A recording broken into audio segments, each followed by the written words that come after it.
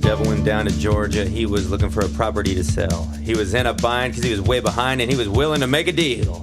When he came across this young man on YouTube in a fedora shooting his shot, the devil jumped up on a hickory stump and said, "Boy, let me tell you what. I guess you didn't know it, but I'm getting my license too. And if you care to take your dare, I'll make a bet with you.